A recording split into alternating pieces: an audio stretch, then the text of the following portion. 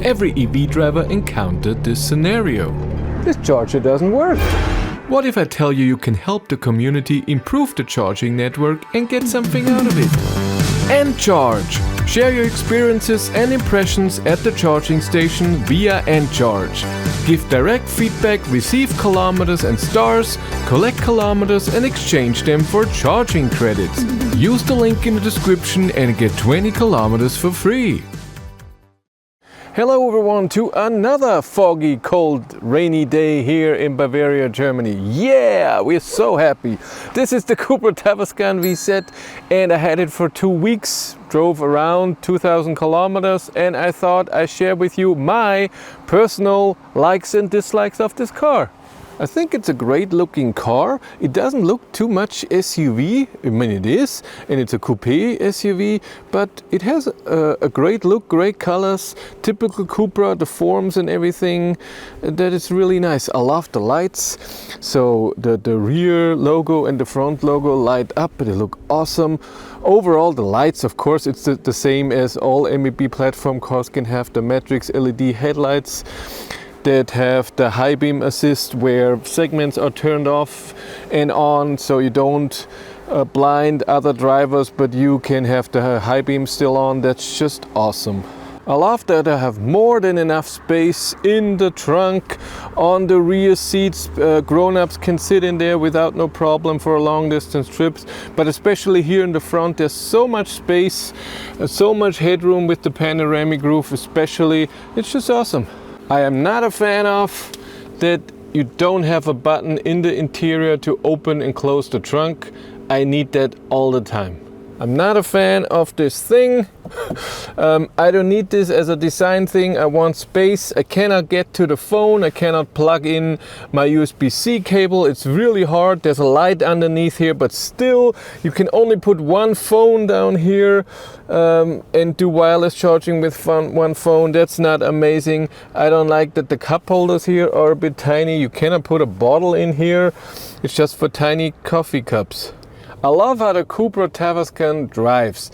It drives amazing. It's quiet, it's stable, it's comfortable, and with the 250 all-wheel drive, it's powerful as well. It's enough power, it feels great, great acceleration, 0 to 100 kilometers an hour, 5.3 seconds or so, 180 kilometers an hour top speed, that's enough. It accelerates great.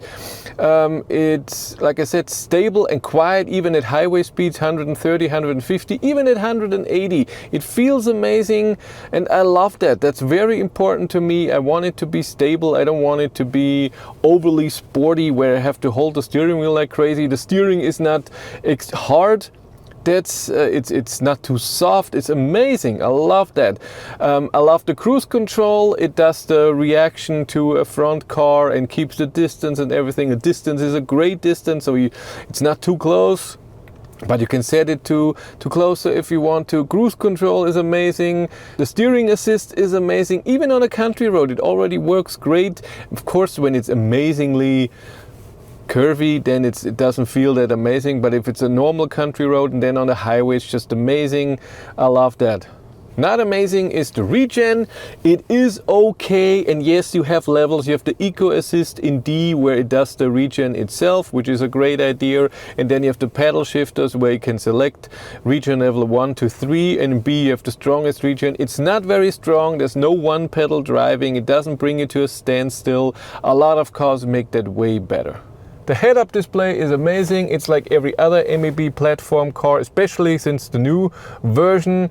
It looks amazing. You can see it very sharp and it's nice and bright. You can adjust the brightness, you can adjust the position. You see a lot of data in there. I can have my state of charge. I can have my trip, of course, in there, my average consumption. It's awesome. And then, of course, the augmented reality part where I can see the lines of the travel assist and if the lane assist and the distance to the car in front of me, and then of course navigation arrows if I have to go off and stuff like this. That's just awesome. I like that Cupra gave the Tavascan the ID light, what was previously just for Volkswagen cars, and now it's in Cupra as well, and the Born I heard has it as well. It's not the most important thing to have, but it helps a lot, especially when you're going on the highway and then you have to go off an exit. The blue light will light and stay on the right side, for example, when you have to go off, so you get reminded very nicely. I love that. The cockpit is also a nice thing. I have my speed in there, I can have my assist systems in there, and then I have the driving data in there, or my route if I'm navigating to something. I can change the view. It's a good size. It feels like it's smaller than in other cars, but it's not. It's just how the font and everything is. But I have all the information in there that I need, and I like it. Which brings me to something that is not good. I can see the outside temperature here in the cockpit. I can't see it in my main screen. Why? I love that I have the battery heating and that it shows it in percent, and I can preheat with a button. Just press it here and it's gonna be heated up. That is awesome. And I love that when I navigate to a charger, it will do that automatically and very efficient. That is amazing. What I don't like and I find weird is that I cannot see, if I start the battery heating, it doesn't show me what power I can have when I preheated the battery. I can see what I can charge now, but not when I preheated it. I also love my favorite of the assist systems. You just scroll down and for whatever reason it always loses my speed limit warning. Lane assist stays here, but I added here the speed limit warning many times, but I have assist systems warning here.